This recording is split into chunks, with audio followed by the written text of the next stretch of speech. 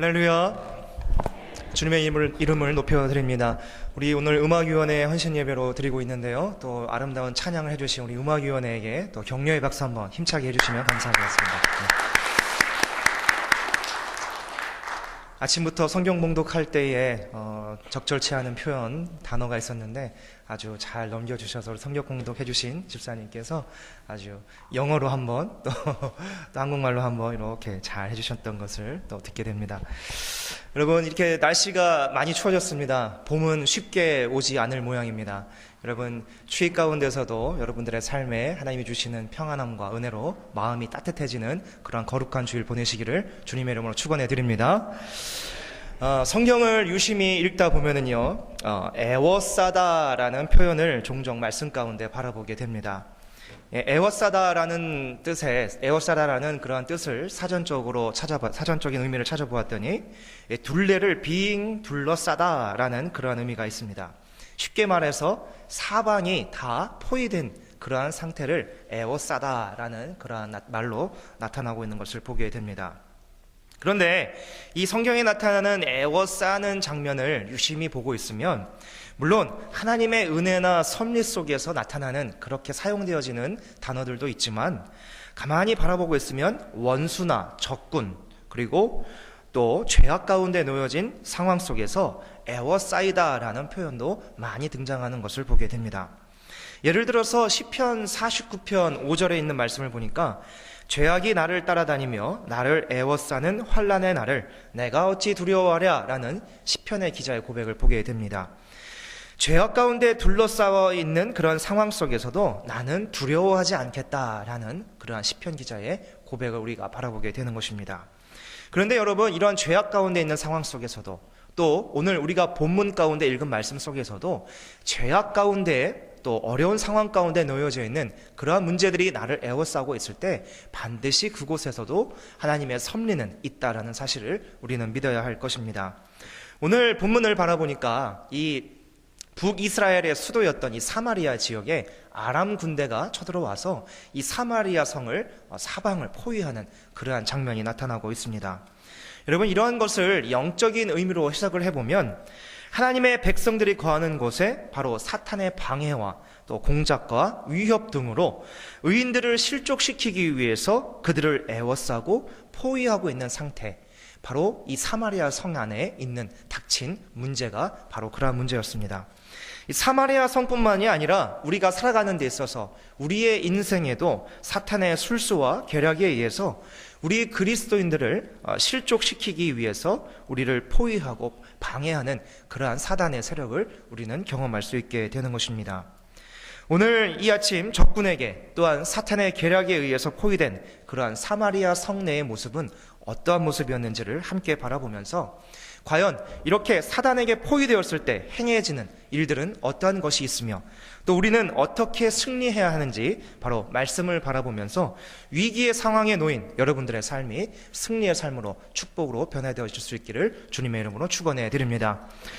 아람 군대에게 포위된 이 사마리아 성내의 모습은 어떠했습니까? 첫 번째로 25절의 말씀해 보니까 성 중에 모든 사람이 크게 굶주렸다라고 말씀을 하고 있습니다.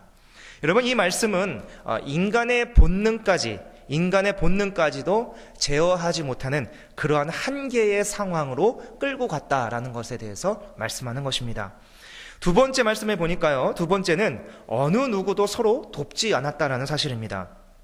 27절 말씀해 보니까 왕 역시도 이러한 어려운 상황 가운데 누군가를 돕지 못하는 그러한 장면이 나타나고 있습니다. 세 번째, 왜 이러한 문제가 발생했는지에서 생각했을 때 그 안에 있는 사람들은 나의 책임이 아니라 당신의 탓으로 돌리고 있는 그러한 장면을 오늘 본문 말씀 가운데 바라보게 되는 것입니다. 이러한 세 가지의 모습이 바로 사단이 원하는 그리스도인들의 모습의 어떤 변질된 모습이라는 것을 우리는 잊지 말아야 합니다. 하나님과의 바른 관계를 맺지 못하는 성도에게 찾아오는 이런 사탄의 위협은 바로 이러한 세 가지의 일들 뿐만 아니라 더 많은 일들이 있겠지만 오늘 특별히 본문 말씀 가운데 이 세 가지 사실을 중심으로 우리가 함께 말씀을 나누고자 합니다. 그렇다면 이렇게 적군에게 둘러싸여져 있는 사마리아 성내의 모습을 우리가 구체적으로 한 번 더 살펴보기를 원합니다. 조금 전에도 말씀을 드렸듯이 사탄은 가장 인간의 본능적인 그러한 부분을 건드려서 사람을 시리에 빠지게 만든다라는 사실입니다. 여러분, 이 굶주림의 문제는 예수님도 당하셨던 시험이었습니다. 예수님께서도 40일 금식하시고 난 후에 사탄이 찾아와서 예수님을 시험하는 장면을 우리 너무나도 잘 알고 있습니다. 이 에워싸인 사마리아 성내에서도 가장 큰 문제는 식량의 부족함, 식량의 문제였던 것입니다. 포위된 지 얼마의 시간이 흘렀는지는 정확하게 나타나 있지는 않지만 이 사마리아 성내에는 그만 음식이 동인하고 말았습니다. 밖으로 나갈 수도 없고 성 안에 있는 남은 음식과 생필품은 거의 다 없어지고 말았습니다. 물가는 천정부지로 솟아서 나귀의 머리가 무려 80세겔에 거래가 되었다라고 기록을 하고 있습니다. 당시 평균 근로자의 한 달 임금이 1세겔이었다고 합니다. 그런데 나귀 머리 하나가 80세겔이라는 것은 6년 6개월치의 임금을 모아야 살 수 있는 그러한 가격이었다라는 것입니다. 또 나타나 있는 말씀 가운데 비둘기똥 4분의 1 값의 가격이 5세겔이었다라고 말을 하고 있습니다. 이것 또한 5달을 모아야 간신히 살 수 있는 그러한 물가가 상승되어져 있는 상태였다라는 것입니다. 이 비둘기똥은 연료의 재료다라는 이야기도 있고 어떤 완두콩의 종류였다라는 해석도 있지만 우리가 이것을 바라볼 때 결국 그 사마리아 성내에는 큰 굶주림으로 인한 문제가 발생했다라는 사실을 알 수 있게 되는 것입니다. 이러한 상황을 영적인 면에서 우리가 적용해 보기를 원합니다. 내가 하나님과 멀어져 있는 순간에 바로 사탄은 그 틈을 타서 우리에게 찾아온다라는 사실입니다. 사마리아 성에는 육신의 양식이 모자라서 피폐해져 갔다면 하나님과 멀어진 상황 속에서 이 사탄의 공격과 계략은 바로 나의 영적인 상태를 더욱더 곤두박질 치도록 또한 회복할 수 없는 그런 나락의 길로 떨어뜨리려는 것이 바로 사탄의 계략이라는 것을 우리는 알 수 있습니다. 그렇게 하여서 하나님과 더 멀어지게 하는 것이 사탄이 우리에게 바라는 그러한 일들이라는 것이죠. 상황이 이러하니 어쩔 수 없다. 인간적인 핑계를 댈 수밖에 없습니다. 그것이 사단이 원하는 일입니다. 또한 지금의 상황은 그럴 수밖에 없었다라는 자기 합리화를 우리에게 주는 마음이 바로 사탄의 마음이라는 것입니다. 이러한 이유들을 가지고 나를 영적인 사람이 아니라 육신에 만족하는 사람으로, 육신에 급급한 것을 채우기 위한 사람으로 사단의 계략은 우리를 그러한 방향으로 끌고 간다라는 사실을 우리는 잊지 말아야 할 것입니다. 두 번째로 바라보아야 할 사실이 있습니다. 이 사마리아 성내에는 그런 굶주림이 있는 속에서 서로 돕지 못하는 그러한 상황이 나타나고 있는 것을 바라보게 됩니다. 이 본문 말씀 가운데 한 여인이 지나가는 왕에게 도움을 요청하고 있는 것을 보게 됩니다. 26절 말씀해 보니까 한 여인이 외쳐 이르되 나의 주 왕이여 도우소서라고 간청을 하고 있습니다. 그런데 왕으로서 백성들의 어려움을 보면서도 왕은 자신이 할 수 있는 것이 한 가지도 없다라고 말을 합니다. 여호와께서 너를 돕지 못하는데 내가 어찌 너를 도울 수 있겠느냐라는 말이 바로 이 여호람 왕의 대답이었던 것입니다. 백성들이 위기에 빠졌을 때 왕은 그것을 해결하기 위한 대책을 마련하는 자가 바로 왕입니다. 또 그 일도 못한다면 하나님께 엎드려서 이러한 문제를 가지고 정말 하나님 앞에 이 문제가 해결될 수 있도록 나서서 기도해야 할 사람이 바로 왕이었습니다. 굶주림의 문제뿐만이 아니라 왕으로서 어떤 백성에게 도움을 주지도 못하고 있는 이러한 모습을 우리는 왕의 모습을 이 본문 가운데 바라보고 있는 것입니다. 또 한 가지 등장하고 있는 사건이 있습니다. 어떤 사건이었습니까?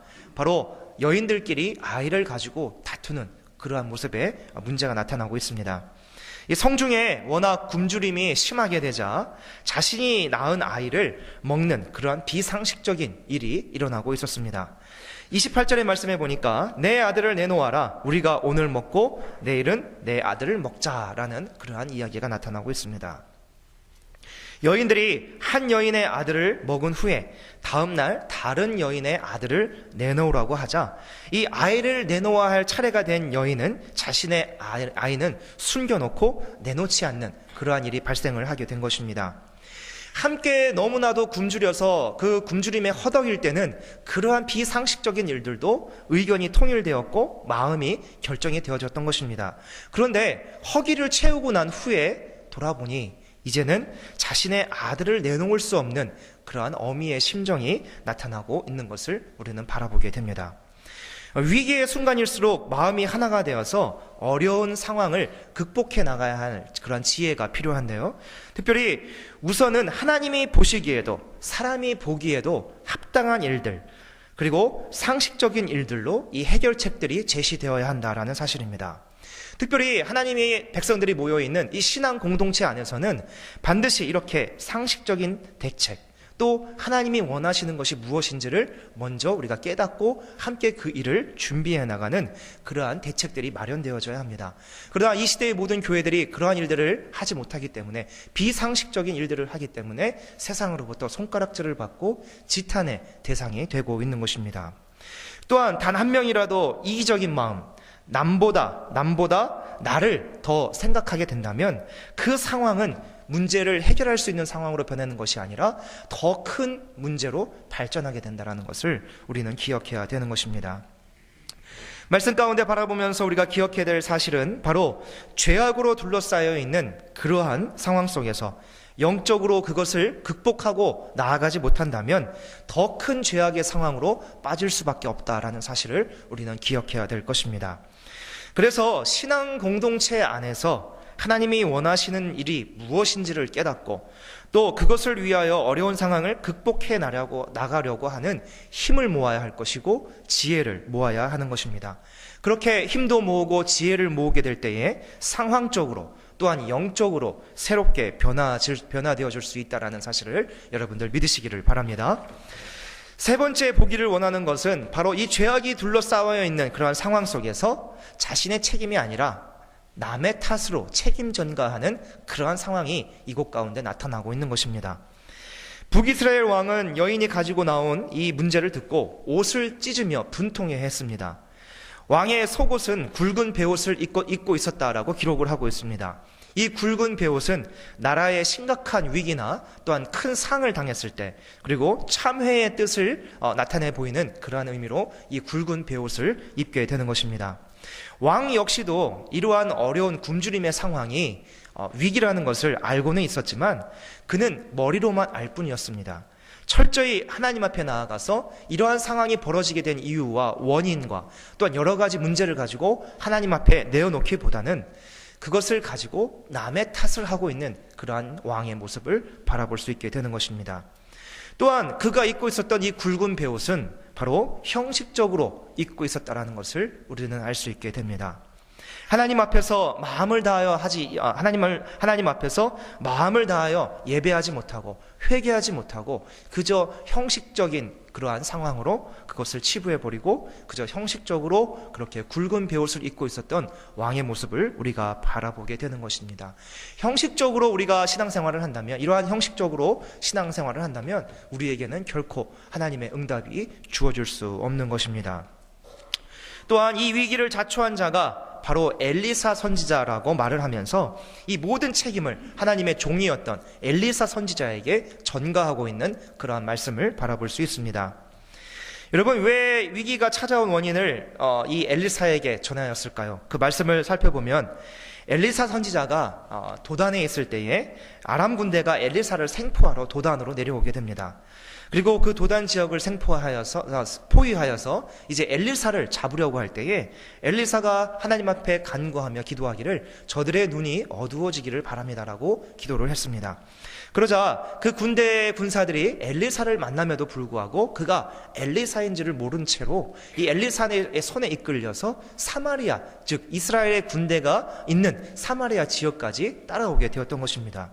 그때 이 왕이 그 순간에 이 아람 군대를 치자라고 부탁을 하게 됩니다.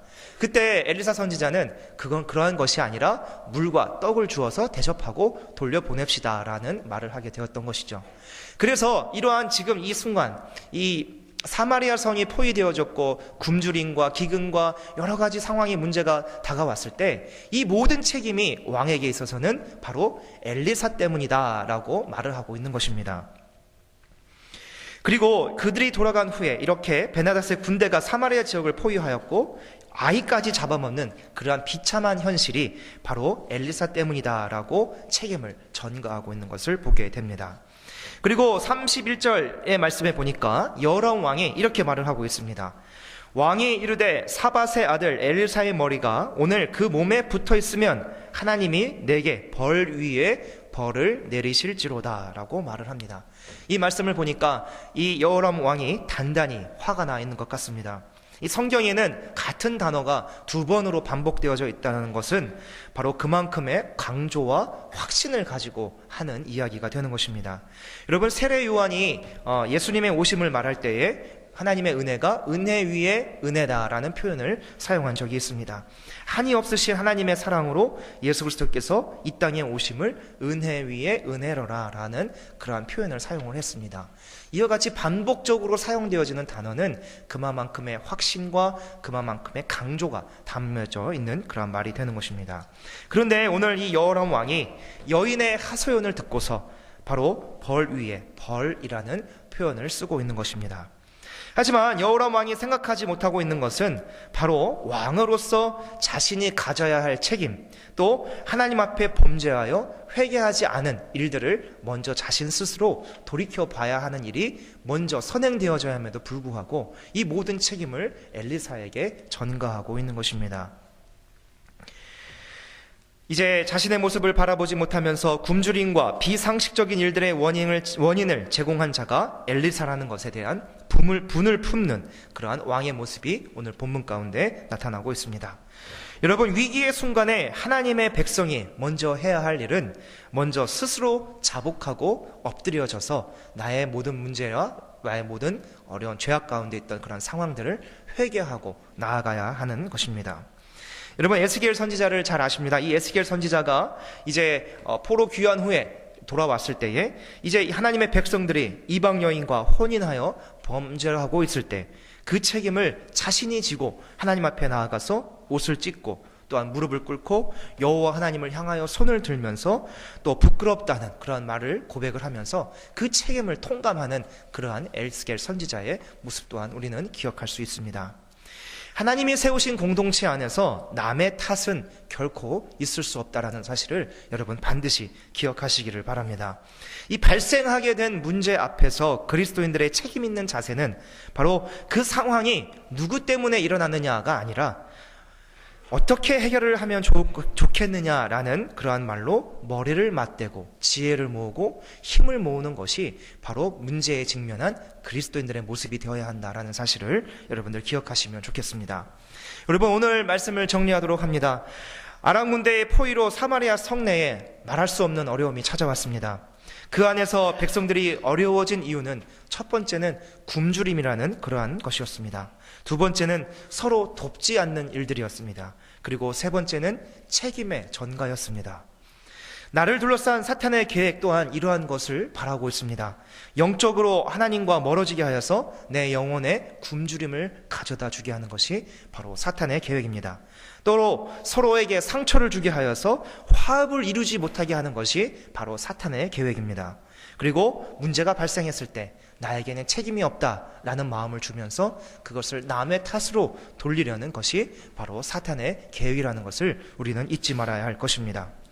특별히 오늘 음악위원회 헌신 예배로 하나님 앞에 예배를 드리는 가운데 특별히 여러분들의 마음 가운데 영적인 충만함과 또한 서로를 돕고 이해하는 그러한 삶, 그리고 연합하여서 다가온 문제에 대해서 또 지혜를 모으고 힘을 합하여 돌파해 나가는 그러한 믿음의 삶이 되시기를 주님의 이름으로 축복해 드립니다. 그래서 그러한 마음으로 모든 것이 회복되어지고 변화되어지게 될 때에 우리가 진정으로 살아계신 하나님을 마음을 다해서 찬양할 수 있는 그러한 마음이 생길 것입니다. 그러한 축복이 여기 계신 영화위원회 분들뿐만이 아니라 우리 성도님들 또한 부족한 종에게 하나님의 은혜로 임하실 수 있기를 주님의 이름으로 축원해 드립니다. 기도하시겠습니다.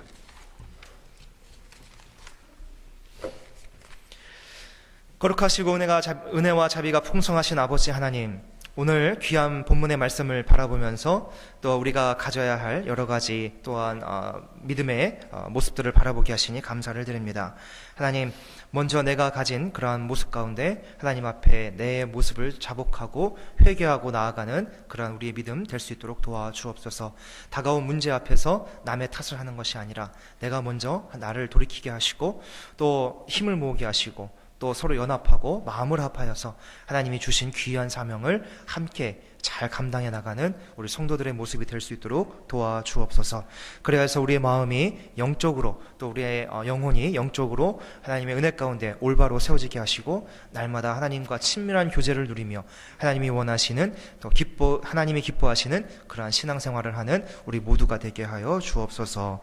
하나님의 축복이 우리의 삶 가운데 임하시기를 간절히 바라옵고 원하오며 우리 구주 예수님의 이름으로 감사드리며 기도하옵나이다. 아멘. 다 같이 찬송가 212장